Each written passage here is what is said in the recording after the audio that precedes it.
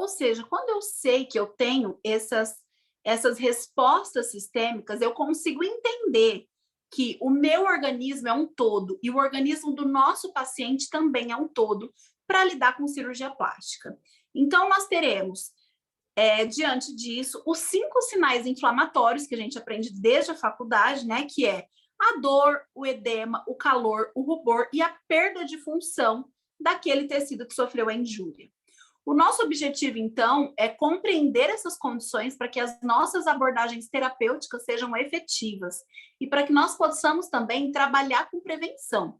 Quando a gente lidar com um tecido, né, um momento pré e, sobretudo, pós-cirúrgico, nós temos que pensar que quanto mais rápido esse indivíduo sai dessa fase inflamatória, sofre com esses efeitos da injúria tecidual, mais rapidamente esse indivíduo tem uma recuperação e, consequentemente, o seu resultado estético acaba sendo melhor.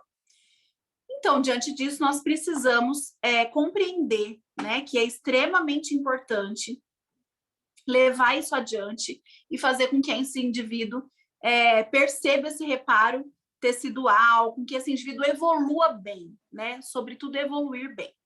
Bem, e aqui nós temos as fases inflamatórias, certamente, né? Então, nós temos aqui a fase proliferativa, a fase inflamatória, a fase proliferativa e a fase de remodelação do colágeno ou fase de maturação do tecido.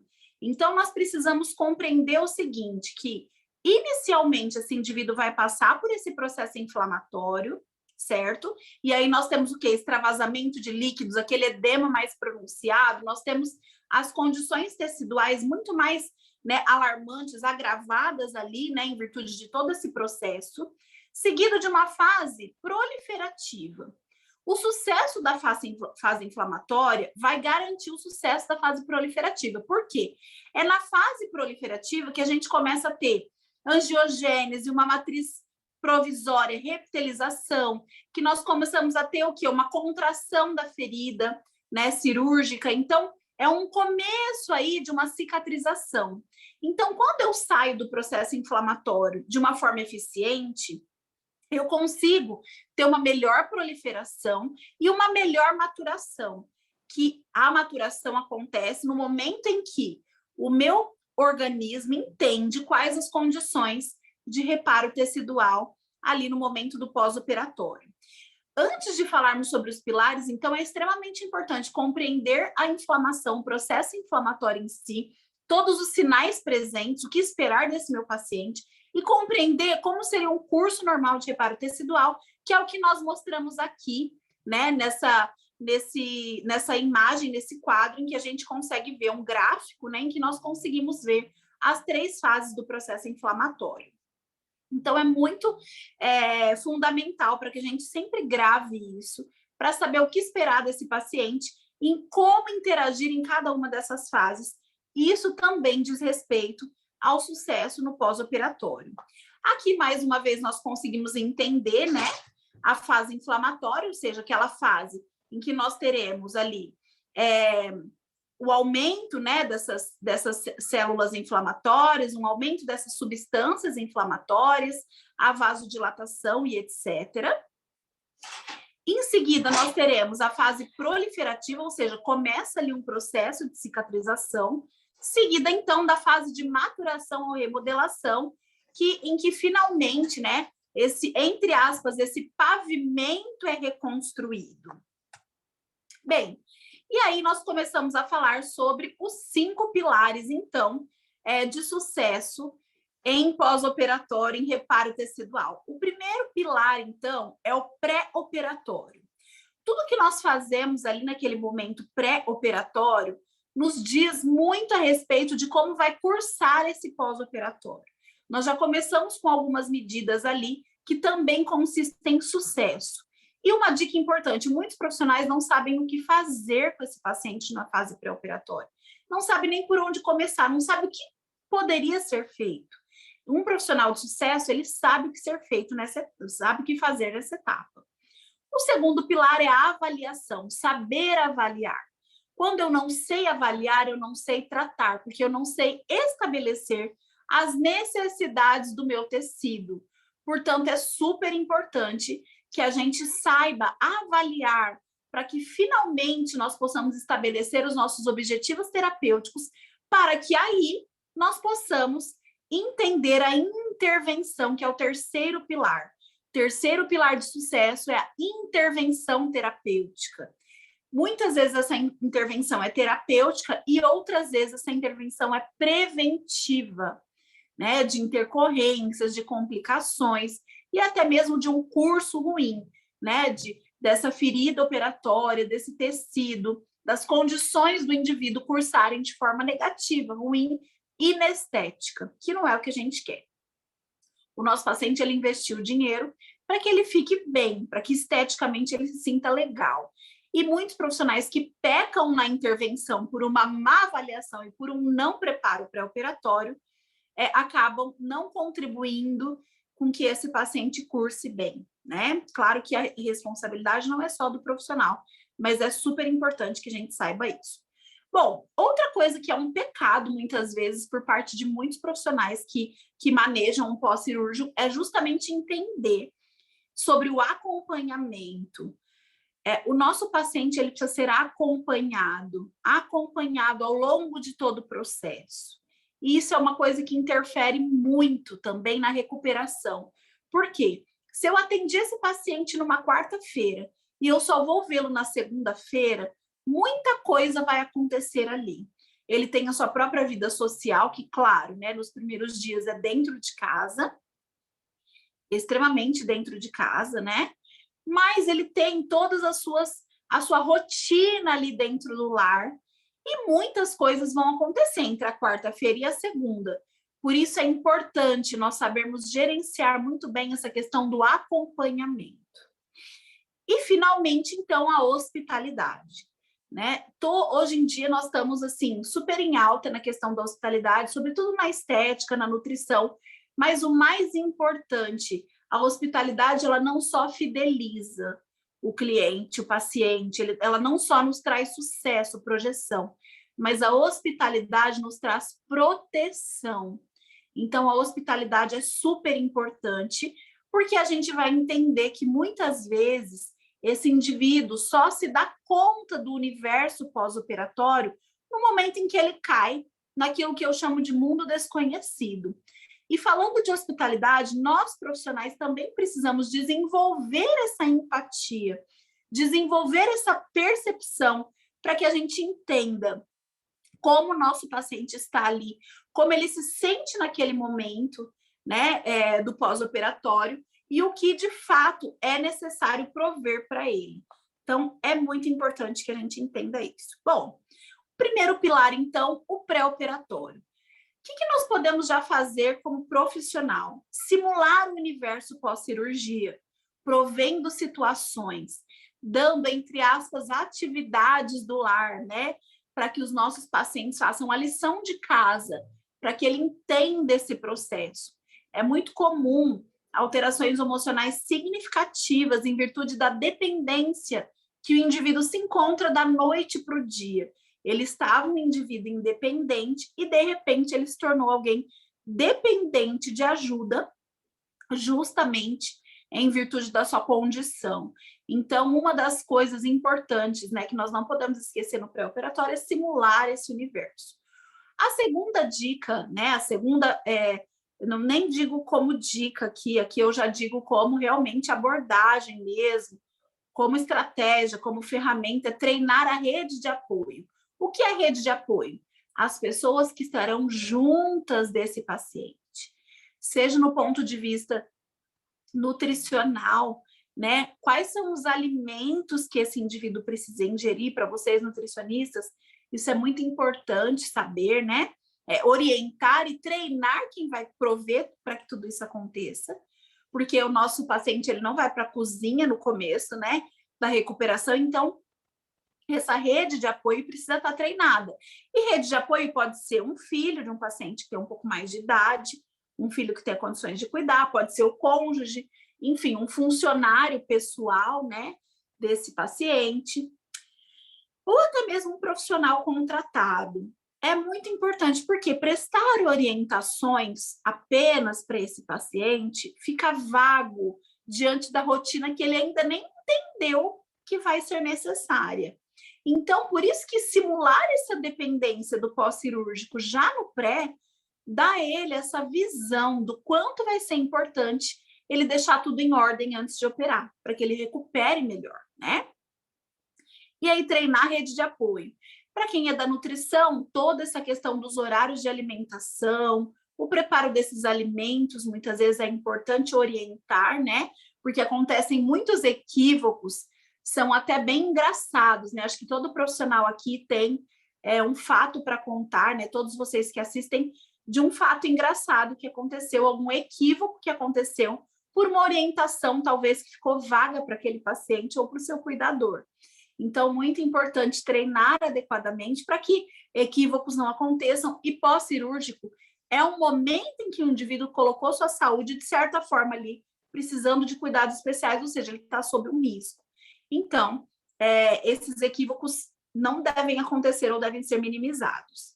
Bom, esse paciente também vai fazer os exames pré-operatórios, que nós precisamos saber interpretar, né? Então, todos os exames de imagem, os exames de hemograma, enfim, para analisar essa condição aí sistêmica, né, desse indivíduo.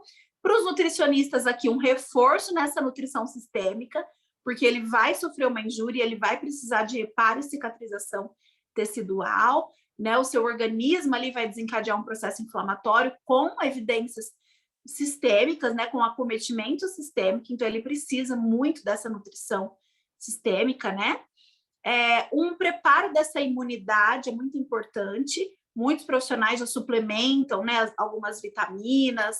Hoje a gente está num mundo em que o segundo maior índice de cirurgia plástica reparadora são as cirurgias de pós-obesidade, né? Ou seja, por exemplo, uma abdominoplastia, uma mamoplastia, né? Uma ritidoplastia, que é a cirurgia da face, pós-perda ponderal, né? Ou seja, esse indivíduo perdeu muito peso e precisa ali dessa cirurgia.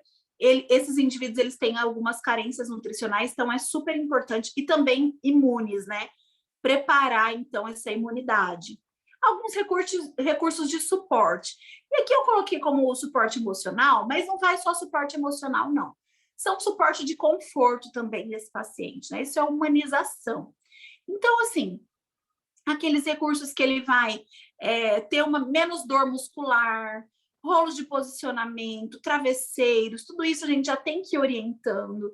Talvez técnicas de relaxamento, mindfulness, aromaterapia, enfim, são recursos de suporte emocional, fora a necessidade, muitas vezes, né, de um profissional ali que vai conduzir juntamente, no caso, um psicólogo. Muitas vezes a gente detecta isso, né? Existem até estudos já demonstrando aquele estágio depressivo, principalmente no pós-operatório ali, nos primeiros dias, né? Muitos pacientes até tendem à depressão, à ansiedade, e isso pode atrapalhar um pouco esse processo, né? A gente sabe que o estresse, a ansiedade liberam radicais livres, enfim, atrapalham, né? Fazem esse indivíduo sofrer um maior estresse oxidativo, e aí a gente já sabe o resto da história. Bom, os exames nós já comentamos aqui, então, e as intervenções pré-operatórias? Que vão ser aquelas intervenções daqueles profissionais, não só da nutrição, mas de profissionais da saúde estética, como, por exemplo, fisioterapeutas, que é muito importante, esteticistas, enfim, o profissional ali que vai cuidar do pré-operatório e do pós-operatório também. Aqui é importante ressaltar em um ponto de vista muito relevante, que é a presença do fisioterapeuta em algumas modalidades de cirurgia muito indispensável para a prevenção de problemas musculoesqueléticos e respiratórios. Então, se faz muito importante um fisioterapeuta na equipe. Bem, e a avaliação, então? Né? A avaliação, nós vamos fazer o quê? Olhar esse indivíduo como um todo, que é o que nós estamos fazendo aqui, né? Orientando aqui, que é o segundo pilar do sucesso no reparo tecidual em cirurgia plástica. Identificar, então, em que fase esse paciente se encontra. Por isso que nós iniciamos com uma revisão de processo inflamatório e reparo tecidual e cicatrização. Que fase que ele se encontra? Ele se encontra na proliferativa, então o que esperar desse indivíduo? Né? Um aumento de temperatura local? Não, isso é característico da fase inflamatória. Sempre ali, saber o que esperar de cada fase, em que fase ele encontra. É importante para que a gente avalie a evolução, para que isso norteie a nossa intervenção, que é o terceiro pilar, nós vamos falar já já. O que é considerado anormal, né? Então, já vem mais ou menos junto com a pergunta, o que esperar dessa fase? Então, dessa fase inflamatória que esse indivíduo se encontra, o que esperar? Né? Então, por exemplo, esse indivíduo já está na fase de maturação, ou seja, remodelação. Nós não vamos mais esperar um edema muito significativo. Não é característico de uma inflamação que cursou normal, mas às vezes pode acontecer. E aí, era de se esperar? Não, então é anormal. Aí é anormal porque o que está acontecendo? Extremamente importante, né? Entender isso. Estabelecer a terapêutica, avaliar os resultados da nossa intervenção. Aquela intervenção foi efetiva? Aquele recurso terapêutico selecionado foi adequado aos meus objetivos? Isso é importante. E, quando for o caso, realinhar a nossa proposta quando ela não está tendo uma efetividade esperada, né? Já a intervenção, ela precisa ser assertiva. Claro que nós somos seres humanos e o nosso trabalho é um trabalho, eu comento que o trabalho de um ser humano é um trabalho artesanal, né? Por mais que não seja um artesanato, não deixa de ser. Porque cada indivíduo tem a sua forma de tocar uma determinada técnica, enfim, de manusear um determinado recurso terapêutico. Então, e cada um tem um raciocínio clínico diferente, embora os objetivos sejam os mesmos. Então, é essencial que essa intervenção seja assertiva e, quando não for da forma que esperávamos, ela seja reestudada, né? Sempre baseada em evidências científicas, isso é muito importante, né? Nada da nossa cabeça, porque nós colocamos o nosso paciente em risco. Quando a gente não se baseia em evidência, a gente deve criar uma evidência, né? Entre aspas, ou seja, não existe nada falando sobre isso, vamos tentar fazer um estudo, né, científico para isso. Recursos que atendam à necessidade do tecido naquele momento. Por isso que lá na fase anterior, na avaliação, a gente pensou em que fase se encontra, é normal, não é? Ele se encontra na fase inflamatória. Naquele momento da fase inflamatória, o que eu preciso, né? O que vai atender a necessidade do tecido? Talvez um recurso que module o processo inflamatório, ou um nutricosmético que ajude nessa fase aí de redução de edema. Enfim, seja qual for a sua área de atuação, eleger esses recursos que atendam às necessidades do tecido naquele momento que aquele paciente se encontra. Essa intervenção também precisa ser focada nos nossos objetivos. Quais os objetivos? Né? De reparo tecidual eficaz, sem intercorrências, sem complicações, né? E com aspecto estético e funcional satisfatórios para o nosso cliente. Isso precisa acontecer. Por meio de tratamentos ALT, né? Que aí eu estou falando sobre intervenções multidisciplinares, não estou levando para nenhum lado. Como eu disse, seja você qual for a sua formação, você precisa compreender isso. Os tratamentos ALT, né, recursos manuais, eletroterápicos, equipamentos, né, de eletroterapia, cosméticos, os acessórios, né, acessórios de contenção, acessórios que vão melhorar o posicionamento, seja o que for, acessórios.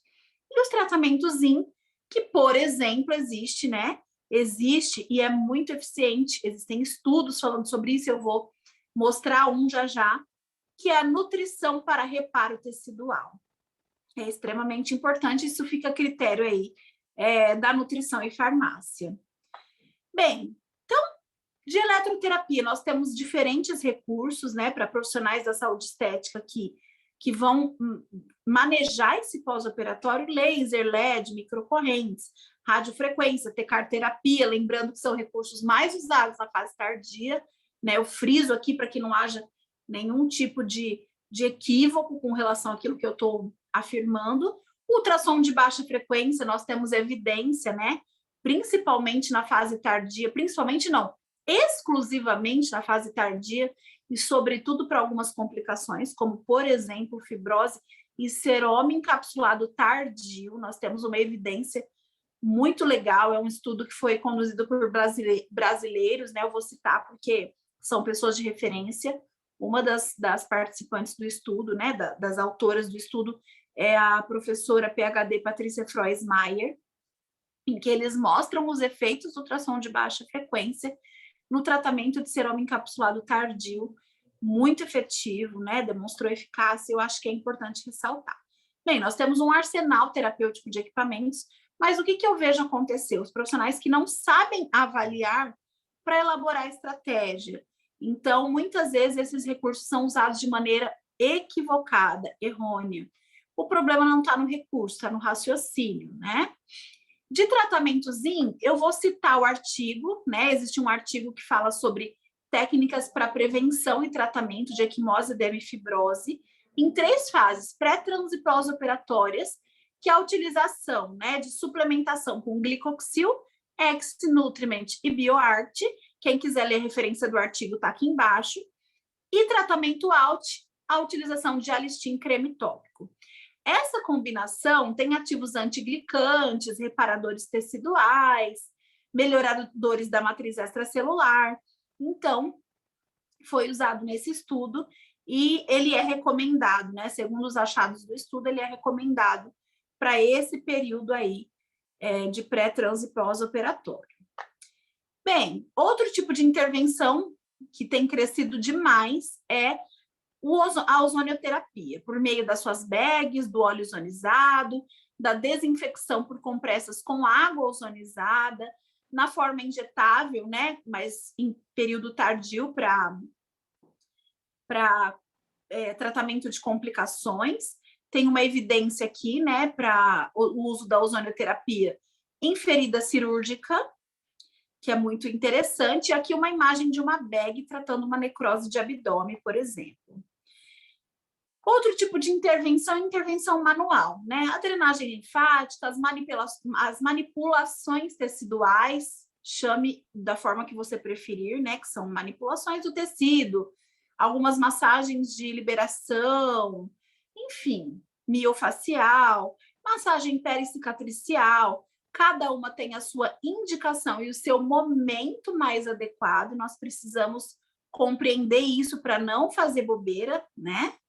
E aqui um estudo falando sobre o efeito da massagem na atividade metabólica do fibroblasto. Então, gente, é super importante para o reparo tecidual, as técnicas manuais. Bom, e o acompanhamento desse paciente, que é o 4º pilar, né? O nosso 4º pilar é o acompanhamento. O acompanhamento visa prevenir e acompanhar intercorrências. Não aconteceu? Eu estou acompanhando para prevenir, né? Aconteceu, eu preciso acompanhar e o tempo todo estar avaliando esse paciente. Suporte a esse paciente, né? O acompanhamento fornece esse suporte, não só físico, não só do organismo, mas de certa forma psicológico. Outra questão importante é que um profissional que acompanha de perto a evolução desse paciente, ele se diferencia no mercado, né? A gente sabe que tem profissional que abandona o paciente, isso não é legal. A gente quer ter sucesso, lembra? E outra coisa importante do acompanhamento é gerenciar essa evolução. Então, tá evoluindo bem? Não tá? Surtiu o efeito que eu esperava? Não surtiu? Né? Então, acompanhamento é super importante e é uma dica de ouro, assim, se a gente quiser se destacar nesse universo. E o 5º e último pilar de sucesso no reparo tecidual em pós-operatório de cirurgia plástica é a hospitalidade. Quando a gente fala de hospitalidade, a gente pensa em hotel, restaurante, um resort, né? Mas cada vez mais esse conceito de hospitalidade vem sendo agregado em todo tipo de serviço prestado e produto vendido. A gente percebe uma demanda crescente disso, sobretudo na pandemia, né?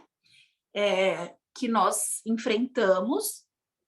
que é o que? A questão de ser prestativo, né? De trazer uma certa pitada de afetividade. A hospitalidade é uma das coisas que faz com que o cliente fique e volte sempre. E que ele fale de nós para os outros, né? Que faça o popular boca a boca. A hospitalidade é entendida como um ato humano, né? Exercido em contexto doméstico, ou seja, eu vou receber uma visita na minha casa, eu vou montar uma mesa, vou preparar, né? De repente eu vou hospedar uma visita, eu vou preparar um quarto confortável, uma toalha gostosa, enfim. Contexto doméstico, público ou profissional. Como eu disse para vocês, nesse momento, né, a hospitalidade cresceu muito e a gente percebe isso nos serviços e até na venda de produtos, né? Até no e-commerce a gente encontra hospitalidade hoje em dia. Então, o profissional de sucesso, o profissional do futuro que quer ter sucesso, né? Não é só mais oferecer aquilo que o seu cliente espera, é ir além. E a hospitalidade é uma das formas de ir além e agregar valor ao nosso trabalho, né? Outra questão importante é entreter, né? Vamos dar um exemplo. A gente pede alguma coisa por um aplicativo e chega para a gente um recadinho, de repente um mimo junto, ou é numa embalagem toda cheia de significado afetivo. Então, isso diz respeito à hospitalidade também. E é muito importante que a gente agregue isso no nosso dia a dia, no nosso atendimento. Por quê? Porque o nosso paciente de pós-operatório, ele se sente desconfortável de diferentes maneiras no seu processo de evolução de melhora física, né, no seu processo, no seu sob o ponto de vista emocional. Então, eu preciso entender isso, que acolhê-lo, né, usando da hospitalidade, vai trazer uma melhora, um conforto, além de ser uma marca super, né, forte do profissional de sucesso. Para isso, eu gosto muito de usar essa escala, que é a hierarquia de valor para o cliente, que são degraus, né? Essa escalinha aqui, ó, na verdade, vamos chamar essa escala de escada agora. Existem vários degraus no nosso valor, né? Para que a gente agregue hospitalidade no nosso trabalho. Que são, o primeiro degrau são aqueles requisitos, ou seja, aquelas coisas básicas que o nosso cliente espera de nós, tá? Então, é o básico. Alguns profissionais só oferecem o básico. O básico é suficiente nesse universo? De forma alguma. Existe um segundo degrau, que são os valores esperados. O seu cliente ele vai até você, ou você vai até ele, ele espera que você seja gentil, ele espera que você seja educado, ele espera que você seja organizado e higiênico, né? Então, isso é esperado. Alguns profissionais, pessoal, estacionaram nesse segundo degrau aqui, ó. Eles só oferecem valores esperados, eles não vão além. E aí reclamam, né? Então, o profissional de sucesso, ele vai até o último degrau. O terceiro degrau é o valor desejado, ou seja, seu cliente ele já espera que você vai ser educado, ele já espera que você seja higiênico, mas ele deseja que você tenha um diferencial de repente.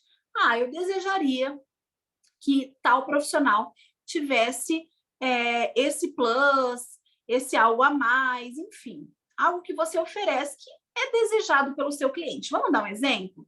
A gente vai até uma clínica, por exemplo, a gente espera que tenha, a gente espera não, o básico é ter pelo menos uma maca para ser atendido, ou uma mesa de avaliação, né? Que ele vai se sentar e um banheiro para ele usar, isso já é básico, uma água para ele tomar. Ele espera que tenha um cafezinho, então isso é esperado. Deve ter um cafezinho, é uma clínica, eu espero por isso, ok? Ele deseja que você seja, né, que o seu atendimento tenha algo a mais. Nossa, eu desejo muito que ela entenda dessa forma, que o profissional saiba entender as minhas necessidades. Enfim, existem os valores desejados. Se tivesse algo a mais, ou se, né, eu desejo isso. E aí a gente tem que partir para o quarto e último degrau, que são os valores inesperados, que é aquela fase, aquele degrau em que a gente vai surpreender o nosso cliente. Então, o nosso paciente de pós-cirúrgico, para que a gente tenha sucesso naquilo que a gente faz, né? E não só falando da evolução do nosso paciente, do conforto que ele precisa, mas também do nosso trabalho, né? A gente precisa atingir o degrau do inesperado, para que a gente tenha sucesso de fato no trabalho que a gente faz. Então, eu tenho essa pergunta para você, profissional. Aquilo que você oferece é o básico, é o esperado, o desejado ou o inesperado? Pense bem sobre isso. Porque nós sabemos o quê? Que a hospitalidade aumenta a reputação. E o aumento da reputação nos traz lucratividade. Claro que os valores de cuidado, valores de ciência, valores de fazer profissional, né, de conhecimento técnico, de habilidades, estão envolvidos na hospitalidade, certamente. Não é só agradar, né? Tudo tem que ser de alta qualidade. Mas quando a gente agrega valor de hospitalidade, nossa marca cresce. Todo mundo começa a falar, né? Então a gente adquire o quê? Uma reputação social. E aí o nosso cliente, né, já que nós obtivemos esse sucesso por meio da reputação de um trabalho bem feito de qualidade, ele está disposto a pagar mais para isso. Então, isso vai interferir na nossa lucratividade. Esses são os 5 pilares do sucesso para o profissional que quer trabalhar com pós-operatório de cirurgia plástica ou que já trabalha, e que você, profissional, te desafio a sempre se capacitar, a sempre buscar para que você consiga atingir os 5 pilares do sucesso. Que pilar falta para você? Que você possa terminar com essa reflexão. E aí, independente de qualquer coisa, eu agradeço muito a sua audiência e termino com essa frase aqui, dizendo: a mais honrosa das preocupações é servir ao público e ser útil ao maior número de pessoas. Muito obrigada, pense sobre isso. Lá no início estão as minhas redes sociais. Fiquem muito à vontade, eu agradeço a oportunidade.